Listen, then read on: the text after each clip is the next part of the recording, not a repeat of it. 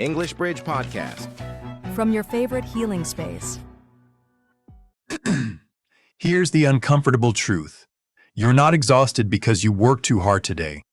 You're exhausted because you spent 20 minutes comparing your messy reality to someone else's highlight reel. And the worst part? You know it's fake. You know they only posted the good stuff. But your brain still whispers, why can't I have that? That whisper is costing you more than you think. Let's talk about why social media comparison isn't just annoying. It's literally rewiring how you see yourself. Welcome back to English Bridge. I'm Cheryl, and I'll be honest, I deleted Instagram off my phone 3 times last year. Each time I told myself it was just a break, but each time I felt this weird relief, like I'd put down a backpack I didn't know I was carrying. And I'm Noah. When I was counseling clients, I started noticing a pattern. People would come in feeling vaguely inadequate, like they were falling behind in life. When I asked what changed, the answer was almost always the same. They'd been scrolling before bed. I saw this constantly when I was teaching in Shanghai. My students would show me their phones, Instagram, Xiaohongshu, WeChat moments, and they'd say, everyone is more successful than me. These were brilliant people, Noah, doing amazing things, but they felt like failures. Because comparison on social media isn't just looking at other people's lives, it's a psychological trap that hijacks 3 specific systems in your brain: your reward circuit, your self-concept, and your attention span. Okay, break that down for me. You're saying it's not just feeling bad? There's actual brain stuff happening? Exactly.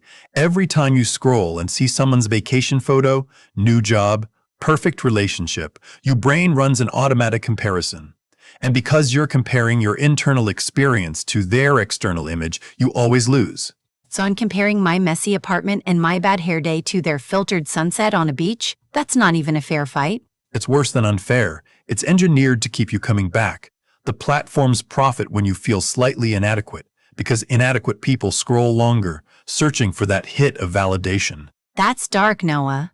But I want our listeners to know, if you've ever felt this way, you're not weak. You're not shallow, you're human, and these apps are designed by some of the smartest engineers in the world to exploit exactly how human brains work. Today we're going to unpack why this happens, what it's doing to your mental health, and most importantly, how to break the cycle without becoming a digital hermit. Because let's be real, you can't just delete everything and move to a cabin in the woods.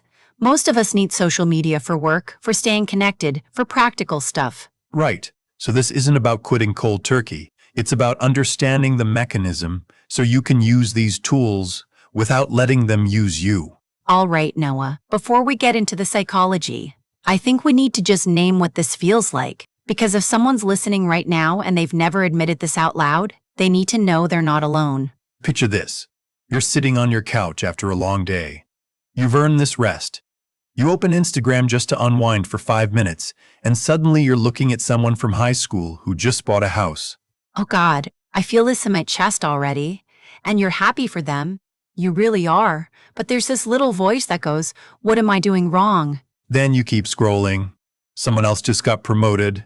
Another person is on their 3rd international trip this year. Your college roommate just posted their engagement photos, and they look like a magazine spread. And then you start thinking about your own life, the promotion you didn't get, the vacation you can't afford, the relationship that ended badly. Suddenly your 5-minute break has turned into this spiral of feeling behind.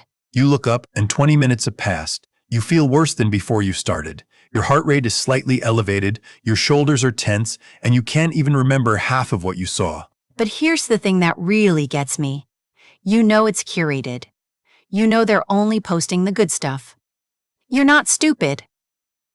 But somehow that knowledge doesn't stop the feeling. Now imagine it's Sunday evening. You have a rare free day tomorrow. No meetings, no obligations.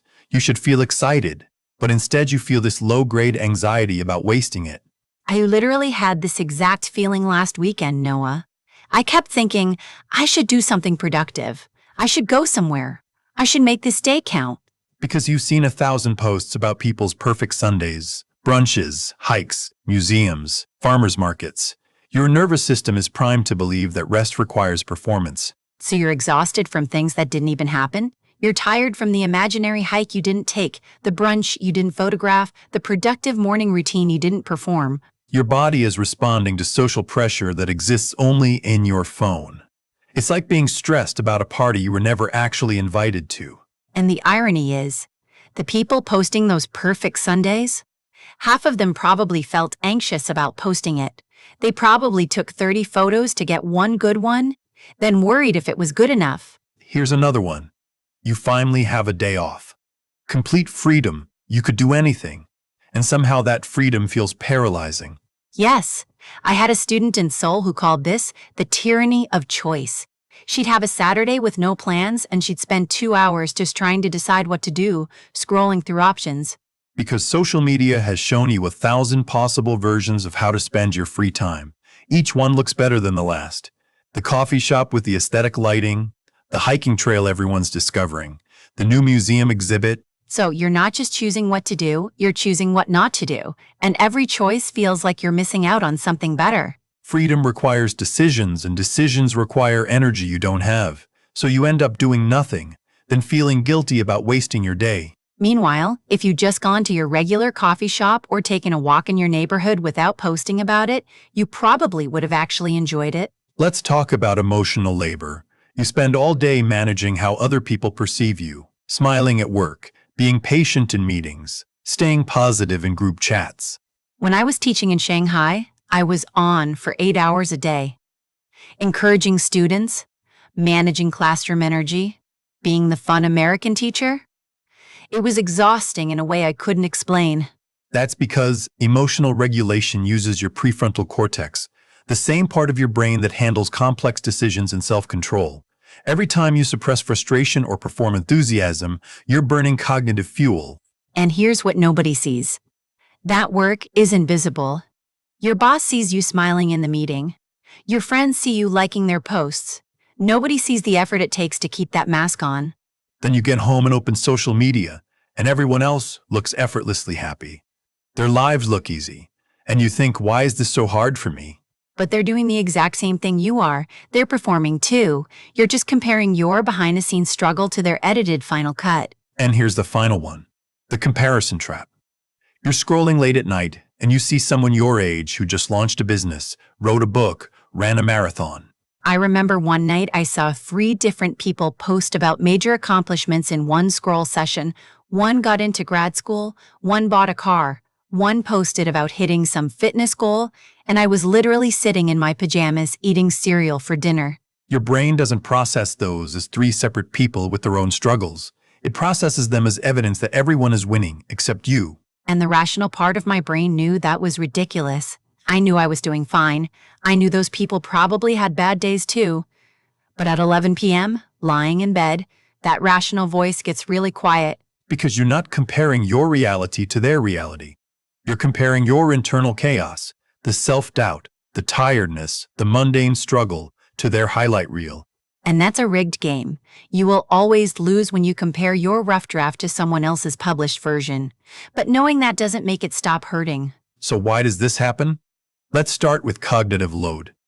Your brain uses about 20% of your body's energy despite being only 2% of your body weight.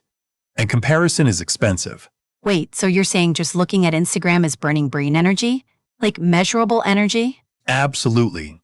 Every post you see triggers a micro-evaluation. How does this relate to me? How do I measure up? What does this mean about my life? That's cognitive work, and it compounds. So by the time I've scrolled for 20 minutes, my brain has run hundreds of these little comparisons, and I don't even realize it's happening. Exactly, and here's the kicker. There's something called the Zeigarnik effect. Your brain remembers unfinished tasks better than completed ones. When you see someone's success and you haven't achieved that thing yet, it registers as an incomplete task. Oh, that's why I can't stop thinking about it. My brain is treating someone else's vacation like it's my own unfinished homework. Precisely. Their achievement becomes your open loop, and your brain keeps cycling back to it, trying to resolve the tension. That's exhausting.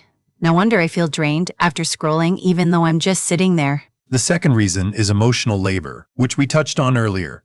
But let me define it properly. It's the process of managing your feelings to meet social or professional requirements. So you mean like when a flight attendant has to smile even when a passenger is being difficult? They're doing emotional work, not just physical work. Exactly. But it's not just customer service jobs. It's also the work you do when you craft a caption, choose which photo to post, or decide whether to comment on someone's announcement. I never thought about it that way, but you're right. When I was teaching, I'd spend 10 minutes writing a response to a student's email because I had to sound encouraging but not too casual, helpful but not condescending. That's emotional labor, and neuroscience shows it depletes the same mental resources as analytical work.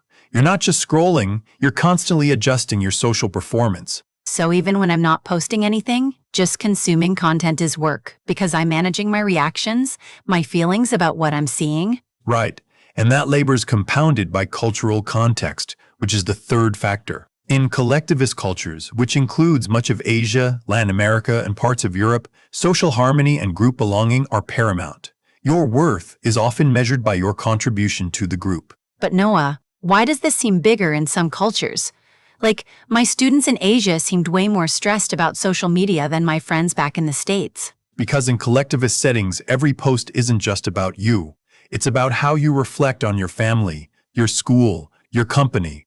The stakes feel higher. So you're exhausted not from what you did, but from what you didn't say, what you didn't post, how you might be judged for not keeping up. Exactly. And even in individualistic cultures like the US, social media creates a pseudo-collectivist environment. Suddenly everyone's watching, everyone's judging, and your personal choices feel like public performances. That makes so much sense. It's like we've taken the pressure of collectivist culture and applied it globally through these apps. The fourth factor is decision fatigue. Research shows we make about 35,000 decisions a day, and each one depletes our willpower slightly. Okay, but give me a real example. What does that actually look like? Sure, you've already decided what to wear, what to eat, how to respond to emails, which tasks to prioritize. Then you open Netflix at night to relax, and suddenly you're faced with thousands of choices. You spend 15 minutes browsing and end up watching nothing. Oh, I've done that so many times. I'll scroll Netflix for 20 minutes, give up, and just rewatch The Office again because deciding feels impossible. That's decision fatigue. And social media does the same thing. Every post is a micro-decision. Do I like this? Do I comment? Do I share? Should I do what they're doing? So by the time I close the app, I haven't rested. I've just made 100 tiny decisions that left me more exhausted than before. Let me tell you about a client I had. Let's call her Maya. She was 28, worked in marketing, and came to me because she felt stuck. She said everyone around her was thriving, and she couldn't figure out what was wrong with her. Oh no, I already feel for her. That's such a painful place to be. Maya would spend an hour every morning scrolling Instagram before work. She'd see influencers with perfect morning routines, colleagues posting about promotions, friends traveling. By the time she got to her desk, she already felt behind. But why didn't she just stop scrolling? What held her back? Fear. She believed that if she stopped watching what everyone else was doing, she'd fall even further behind. The scrolling felt like research, like staying competitive. But really, it was just making her feel worse every single day. Exactly. And here's the lesson. She wasn't addicted to social media. She was addicted to the illusion of control. Scrolling felt like doing something productive about her anxiety. When really, it was feeding the anxiety. God, that's a trap so many people are in right now. That reminds me of someone I knew when I was teaching in Vietnam. Her name was Lynn, and she was a graphic designer in her early 30s. I'm curious. What was her situation? Lynn was incredibly talented, but she'd spend hours every night on Behance and Instagram looking at other designers' work. She told me she was getting inspired, but really she was torturing herself. Let me guess. Every piece she saw made her own work feel inadequate? Exactly. She'd compare her rough drafts to their finished, polished portfolios. She started taking longer and longer to finish projects because nothing felt good enough. That's the perfectionism comparison loop. The more you compare, the higher your standards become, but your confidence drops. So you freeze. But here's what changed for her. One day her computer crashed, and she lost a week's worth of work. She had a deadline, so she had to recreate it in 2 days, with no time to overthink. And let me guess. It was some of her best work? Her client loved it, and Lim realized that all that extra time she usually spent scrolling and comparing wasn't making her work better. It was just feeding her anxiety and slowing her down. The lesson there is that comparison doesn't improve quality. It just kills momentum. Sometimes the best thing you can do is stop looking sideways and just move forward. That connects to another client I worked with, James, a software developer in his mid-30s. He'd scroll LinkedIn every day and see people his age becoming tech leads, starting companies, speaking at conferences. Oh, LinkedIn is brutal for that. It's like everyone's constantly humble bragging about their achievements. James came to me completely burnt out. He was working 60-hour weeks trying to keep up with what he saw online, but he felt more behind than ever. But how did you get him to change? Just telling someone to stop comparing won't work. What was the actual intervention? I had him run a 1-week experiment. Every time he felt the urge to open LinkedIn, he had to write down one thing he'd accomplished that day first. Just one thing, no matter how small. Oh, I love that. So he was redirecting the comparison impulse toward his own progress instead of other people's. Exactly. By the end of the week, he had a list of 35 accomplishments he would have completely overlooked. Fixed bugs, helped a colleague, learned a new framework, real work that mattered. And suddenly, the guy who thought he was falling behind could see he was actually moving forward the whole time. That's beautiful, Noah. You know, this reminds me of another student I had, Sophie, a freelance photographer in Taipei. She was in her late 20s and incredibly creative. Creative fields plus social media. That's a tough combination. I feel for her already. Sophie would post her work on Instagram, then spend hours analyzing why other photographers got more likes. She'd compare her engagement rates, her follower growth, everything. But why didn't she just stop checking the metrics? What kept pulling her back? She thought the numbers meant something about her talent. Low engagement meant she wasn't good enough. High engagement meant she was on the right track. She'd outsourced her entire sense of artistic worth to an algorithm. That's the quantification trap. When you reduce creative work to metrics, you stop making art and start chasing validation. The turning point came when she landed a big client who'd never seen her Instagram. They found her through a friend's recommendation and hired her based on her portfolio, not her follower count. And that shattered the illusion that social media success equals real-world success. Exactly. She realized she'd been optimizing for the wrong thing. The work that actually paid her bills and fulfilled her creatively had nothing to do with likes and comments. The lesson is that the scoreboard you're watching might not be measuring the game you're actually playing. Sometimes you need to look up from the screen and see what's real. Let's talk about body signals, because your body knows you're in comparison mode before your conscious mind does. Chronic tension in your shoulders, shallow breathing, jaw clenching, these are early warning signs. I notice this. When I'm scrolling and I see something that triggers that comparison feeling, my chest literally gets tight. It's like my body is bracing for something. That's your sympathetic nervous system activating. Your body is treating social comparison like a threat, which means you're getting microdoses of stress hormones every time you scroll. So even if I'm just lying in bed looking at my phone, my body thinks I'm in danger? Not danger exactly, but social threat. Your brain evolved in small tribes where social standing was survival. Being left behind or excluded could mean death. That ancient wiring is still active. So when I see everyone else succeeding and I'm not, my nervous system is literally responding like I'm being kicked out of the tribe. That's intense. And here's a myth we need to destroy, the idea that you'll rest properly later. I'll take a real break on vacation. I'll disconnect on the weekend. I'll deal with this after the busy season. But Noah, sometimes you really can't rest during a busy season. What if your job genuinely doesn't allow it? That's the trap. There's always a reason to delay rest. There's always another deadline, another busy season, another reason to push through. Meanwhile, you're accumulating stress debt that compounds with interest. So waiting for the perfect moment to rest is like waiting for the perfect moment to start saving money. The perfect moment doesn't exist. You just have to start. Exactly. And we need to distinguish between passive and active rest. Scrolling your phone feels like rest because you're physically still, but neurologically you're working. Okay, so what does real rest actually look like? Not the theoretical version. What does it look like on a Tuesday night when I'm tired? Active rest is anything that genuinely restores your nervous system. A walk without your phone. Cooking a meal with music on. Lying on the floor doing nothing. Reading a book. Having a real conversation. So it's not about being productive or optimizing. It's about actually letting your brain stop processing information for a minute. Right.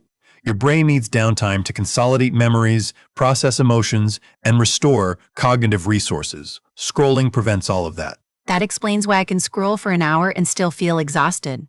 I thought I was resting, but really I was just switching tasks. This brings us to micro experiments, the smallest possible action you can take to break the inertia. Not a life overhaul, not a digital detox, just one tiny change. Give me an example. What's a micro experiment someone could try tomorrow? Tomorrow morning, before you open any social media app, drink a glass of water and look out a window for 30 seconds. That's it. That's so small, but I'm guessing the point isn't the water or the window. It's proving to yourself that you can interrupt the automatic pattern. Exactly. Most people reach for their phone within seconds of waking up. It's not a conscious choice. It's a reflex. A micro experiment proves you have agency. And once you prove you can delay it for 30 seconds, you can delay it for 5 minutes, then 30 minutes, then maybe you don't need it first thing at all. Right. Small wins build momentum. You're not fighting your whole habit structure at once. You're just creating one tiny gap where choice can happen. Okay, Noah, that's the theory. But what does someone actually do on Monday morning when they're tired and stressed and the phone is right there? Here's what I tell clients. Put your phone in a different room before bed, not on silent, in a different room. If you use it as an alarm, buy a $10 alarm clock. That's so simple, but I bet it works because you're adding friction. You can't just roll over and start scrolling. Exactly. Behavior change isn't about willpower. It's about designing your environment so the right choice is the easy choice. What about during the day, though? I need my phone for work. I can't just lock it away. Then use the 10-minute rule. Before you open a social app, set a timer for 10 minutes and do something else first. Answer one email. Drink water. Stretch. Anything. So you're not saying never use social media. You're saying don't let it be your default response to discomfort. Right. Most scrolling happens because you're avoiding something. Boredom, anxiety, a difficult task. The 10-minute rule forces you to name what you're avoiding. All right, let's get practical. Here are 5 things you can try this week. I'm ready. What's first? First, do a cognitive load audit. Before bed tonight, write down every unfinished task that's cycling in your head. Get it out of your brain and onto paper. Oh, this is like a brain dump. I do this sometimes, and it's amazing how much lighter I feel afterward. Second, schedule nothing time. Put 30 minutes on your calendar this week labeled nothing. No agenda, no productivity, no optimization. Just exist. I love this, but I know some people will feel guilty doing nothing. They'll think I should be using this time better. Third, complete one microcycle. Finish something small that's been hanging over you. Reply to that email. Wash those dishes. Close one loop. Your brain will thank you. Because of the Zeigarnik effect, right? Once you finish it, your brain can stop holding on to it. Fourth, name the specific type of tired you are. Are you physically tired, emotionally drained, mentally overstimulated? Different types of tired need different types of rest. That's huge, Noah. Because sometimes I think I need sleep, but really I need human connection or time outside. Naming it helps you actually address it. Fifth, set one boundary this week. Tell one person no. Leave one group chat. Unfollow one account that makes you feel bad. Practice protecting your energy. These are so doable. They're not overwhelming life changes. They're just small adjustments that add up. The comparison trap isn't a character flaw. It's a design feature of platforms that profit from your insecurity. You're not broken for feeling this way. You're human, and you deserve to measure your life by what actually matters to you, not by what an algorithm shows you. If this conversation resonated with you, send it to someone who needs to hear it today. And make sure you're subscribed so you don't miss what's coming next. We've got something really good lined up. I'm Noah. And I'm Cheryl. See you on the bridge.